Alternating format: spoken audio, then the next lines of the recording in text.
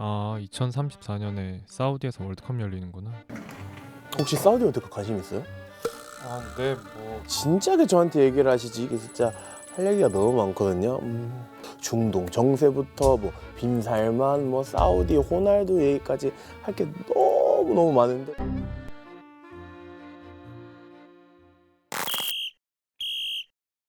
역대급이다, 최고급이다, 뭐 초호화다 붙을 수 있는 수식어는 지금 다 붙고 있단 말이에요. 그 브라질의 네이마르라는 축구 선수 알아요? 그 2022년에 왜 한국 와가지고 에버랜드 가서 티익스프레스 야무지게 타시고 또 남산타워 가가지고 그 추로스 아이스크림 하나 때리시고, 아무튼 그 선수가 이번에 사우디 조직위에서 준비한 일종의 전시회 같은 걸 좀 갔는데 잘 준비하고 이런 거 지을 겁니다 라는 걸 보고 나서 사우디 월드컵 진짜 환상적이다, 역대급으로 최고의 대회가 될 잠재성이 있다, 이런 얘기를 지금 대놓고 했는데, 이게 뭐예요? 우리나 사우디 월드컵 지지한다, 재밌을 것 같다 이렇게 얘기한 거잖아요. 근데 이 선수만 있는 게 아니에요. 지금 야야 투레라고 그 미드필더가 한 명 있거든요. 거기 지어질 스타디움 너무 환상적이다. 이걸 사우디 월드컵에 방문할 선수들이, 올 관객들이 와우라고 하고 떠날 것 같다. 전현직 레전드 선수들이 벌써부터 사우디 월드컵에 대한 기대감을 엄청 드러내고, 10년 전부터 이렇게 지지를 얻고 시작하는 월드컵은 제 생각엔 없거든요. 아니 뭐 그런데 물론 네이마르가 지금 뭐 사우디 리그에서 뛰는 것도 있기도 하고, 야야 투레가 사우디 국가대표팀에 또 코치로 있거든요. 어떻게 보면 자기들 밥그릇이 조금 달린 거니까 뭐 좋은 말 좀 해주고 뭐 이런 걸 할 수도 있지만, 그냥 이거 말로만 이렇게 해놓고 사람들이 뭐 모르는 척 하는 거 아니야? 근거 있는 자신감이라는 게 드러났어요. 이런 걸 잘 준비하고 있는지 피파가 가서 봐야 될 거 아니에요? 쫙 둘러봤는데 점수가 나왔어요. 500점 만점인데 이번에 사우디 월드컵이 419.8점을 받아요. 이게 역대 월드컵 6치 경쟁 중에 받은 최고점인 거예요. 규모 있는 나라들을 다 제끼고 사우디가 10년 뒤에 월드컵에서 최고점을 받는다? 월드컵 축구 역사에서 좀 굉장히 좀 눈여겨볼 만한 일이다, 저는 그렇게 생각을 하고 있거든요. 잘 듣고 있죠 지금? 근데 리키 목 안 마르세요? 아니 근데 대니 제가 아까 그 얘기를 안 해줬더라고요. 지금 제가 좀 빼먹은 게 있어가지고 좀 몇 개 좀 적어왔거든요. 이런 사우디를 보고 좀 뒷말들이 좀 나오고 있거든요. 좀 시끌시끌하단 말이에요. 그 중에 하나가 이 피파가 사우디를 좀 밀어주고 있다, 이런 주장이 있는데, 잘 들어봐봐요. 국제 이벤트를 열려면 보통 어떻게 해요?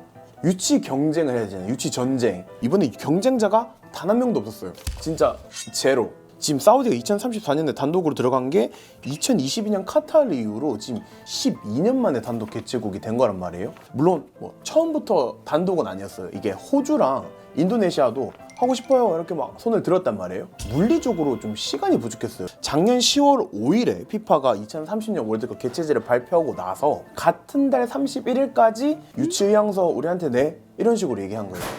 이게 무슨 월드컵이 동네 체육대회도 아니고 국가 전체가 움직이는 메가 이벤트인데 이게 한 달 내로 될 일이 아니잖아요. 이게 행정적인 절차만 봐도 그런데 인프라적인 면에서도 좀 문제가 있어요. 이게 월드컵 개최 신청하려면 최소 4만 명 이상 수용 가능한 구장이 14개가 필요해.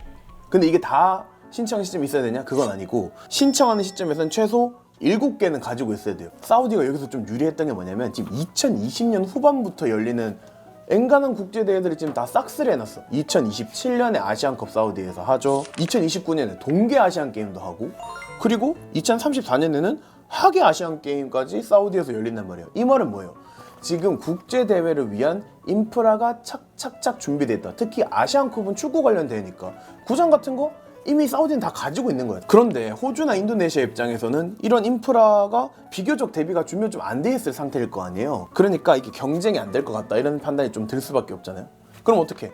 힘을 합쳐야지. 호주랑 인도네시아가 그래서 공동 개최 움직임으로 좀 가려고 하고 있었어요. 우리 같이 할게 라고 말한 지 일주일 만에 사우디가 아주 좋은 일이 하나 생겨요. 그게 뭐냐면 인도네시아가 갑자기 사우디를 지지합니다. 그러니까 호주 입장에서도 사우디랑 1대1로 맞대야 하는 건 좀 부담스럽잖아. 2022년 카타르 월드컵 때도 그때 유치 신청했다가 1차 투표에서 한 표밖에 못 받았어. 한 표밖에. 그래서 텀들러 넘치는 거 아니에요? 괜찮아? 어디가? 내 얘기 안 끝났는데?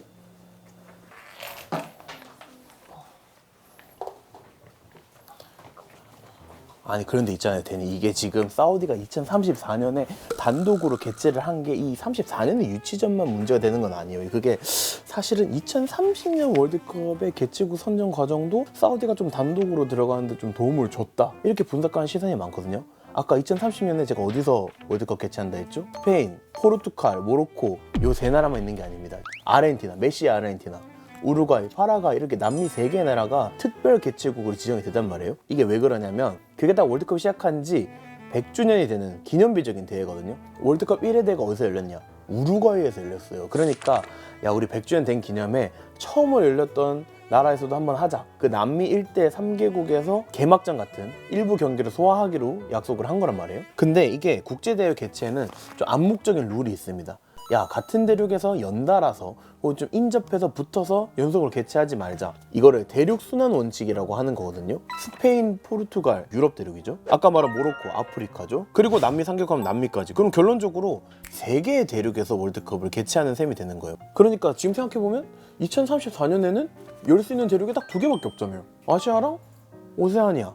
사우디가 들어가기만 하면 사실 대륙순환 개최 원칙에 따라서 개최될 가능성이 굉장히 높아지는 게 맞잖아요. 사실은 이 사우디를 위한 판을 깔아준 거 아니냐, 이런 루머가 계속 나올 수밖에 없는 배경이 바로 여기 있는 거거든요. 지금 순환 개최 문제도 있는데 인권 문제가 또 있어요. 요새 또 인권 중요하잖아요. 올해 10월이죠 이 국제건설목공노동연합, 사우디 너네들 때문에 이 일하러 온 사람들이 강제노동, 불법 수수료 요구, 임금체불, 심지어 여권도 압수당하고 신체 폭력까지 당했다는데, 너네 앞으로 이제 월드컵 준비한다고 하면 사람들 더 많이 불러가지고 더 많이 굴려 먹을 텐데 준비 잘해라, 안 그러면 너네 피파랑 사우디 너네 가만두지 않을 거야, 이렇게 딱 경고장을 날린 거죠. 10년 전부터 이렇게 요란이나 쉽잖아요. 이게 사례가 있는 게 아랍 국가에서 월드컵 한 게 이번이 처음은 아니잖아요. 2년 전에 카타르 월드컵 기억나요? 그때 카타르 월드컵 준비하면서 경기장 7개 짓고 공항 하나, 그리고 각종 지하철이랑 도로 시스템 닦고 호텔도 100곳 정도 지었단 말이에요. 근데 그 준비 과정에서 6,500명 정도 된 이주 노동자들이 죽었다, 이렇게 보고서가 나온 거예요. 그래서 카타르 정부가 야, 근데 그거 월드컵 프로젝트 준비하다 죽은 거 아니야? 그거 다른 사람들 다 짓게 돼도 된 거야. 그러니까 또 반박을 했는데, 그러니까 또 바로 또 반박에 반박이 나옵니다. 이 BBC 아랍이랑 국제노동기구들이 너네는 그 심장마비랑 호흡부전으로 죽은 거 산업재해로 안 치잖아. 그거 빼면 어떡해. 그 더운 나라에서 땡볕에서 열몇 시간 일해서 열사병 오면 이어질 수 있는 게 바로 그런 질환들인데 이걸 뺀다는 게 말이 되냐? 그러니까 사람들이 어떻게 생각하겠어요? 야, 카타르 때도 이렇게 문제가 많았는데 사우디 너네는 하면 과연 괜찮을까? 더 나아질 일이 있을까? 아까 말한 스타디움 얘기를 좀 더 해야 돼. 이것도 지금 계획대로 지어질 수 있냐 없냐, 이런 얘기도 계속 나오겠단 말이에요. 거기가 원래 폭이 200m, 높이가 500m, 길이가 170km 되는 2개의 유리벽 사이에 이 도시를 만들겠다는 거예요. 여기 위에 46,000석 되는 정도의 규모의 스타디움을 짓겠다. 그게 아까 말한 네옴 스타디움이거든요. 근데 지금 문제가 사우디가 돈이 좀 부족합니다. 이 2022년 말부터 실제로 이게 적자 재정을 이어가고 있어요. 올해 지금 예상 추정치만 해도 한 201억 달러 정도 적자가 날 걸로 지금 예상을 하고 있거든요. 뭐 물론 이게 국제대회를 여러 개 지금 준비를 하고 있으니까 그 투자 과정에서 뭐 생기는 자연스러운 과정이다, 이런 생각을 할 수도 있긴 한데, 이 네옴시티에 대한 예산이 실제로 영향을 받아서 한 20% 정도 삭감됐다. 170km에서 2.4km로 줄어들 거다, 이런 얘기가 지금 나오고 있거든요. 그러니까 이 더 라인에 대한 계획이 계속 바뀌니까, 야, 너네 이거 경기장 거기에 짓겠다는 것도 확실한 거야? 장담할 수 있어? 뭐 그런 얘기들이 지금 계속 나오고 있는 거예요. 야, 사우디가 굳이 이렇게까지 스포츠에 투자해야 돼? 사우디를 포함해서 이 아랍 국가들의 가장 큰 무기가 뭐였어요? 기름이잖아. 기름. 이 땅에서 나는 석유였잖아요. 그래서 이걸로 우리가 석유량을 더 풉니다, 뭐 안 풉니다, 이런 걸로 해가지고 뭐 국제사회한테 큰 소리도 좀 치고, 석유는 언젠간 고갈되죠. 얘네가 이것만 믿고 100년, 1000년 뭐 이렇게 자신감 있게 다닐 수 없잖아요. 그래서 사우디가 선택한 게 이 스포츠인 거예요. 2021년 초반부터 23년 6월까지, 그러니까 한 2년 반 정도죠. 여기에 스포츠에만 부은 돈이 한국 돈으로 약 8조 2,500억 원. 8조라니까, 8조 얼만큼의 돈인지 지금 상상도 안 가는데, 아무튼 이런 천문학적인 돈을 때려 넣어서 어떤 효과를 봤냐? 호날두, 벤제마, 캉테, 마네, 유럽에서 한창 잘 뛰는 선수 사우디 리그로 불러와가지고 리그 활성화 시켰죠. 그리고 리브 골프라는 골프 대회를 열어가지고 그 미국의 PGA라고 근본 중에 근본 대회가 있거든요. 근데 거기랑 합병을 했어요. 생긴 지 얼마 안 된 신생 대회가 완전 먹어버린 거잖아요. 그래서 사우디가 이렇게 스포츠에 투자를 하는데 사람들 시선이 곱지가 않아. 왜 그러냐 하면 이 사람들이 아 너네 빈살만 너네 그거 사우디 내에서 있는 그런 부정적인 거 좀 가리려고 스포츠 이용하는 거 아니야? 그걸 이제 스포츠워싱이라고 하거든요. 스포츠워싱 들어봤죠? 근데 빈살만이 오히려 이렇게 얘기해요. 스포츠 투자해서 우리 사우디 GDP가 1%나 올랐어. 1%. 이거 괜찮은 장사 아니야?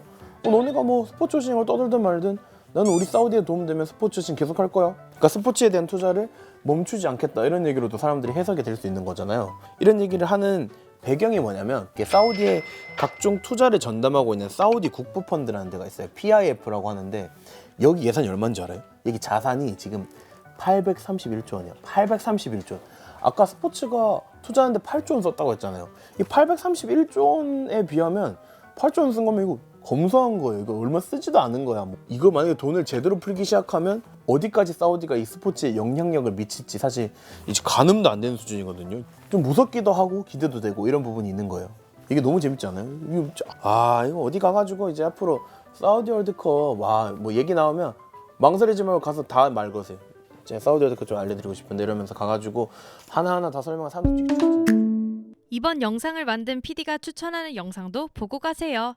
스브스 뉴스의 다른 영상을 즐기시려면 구독 버튼을 꼭 눌러주세요.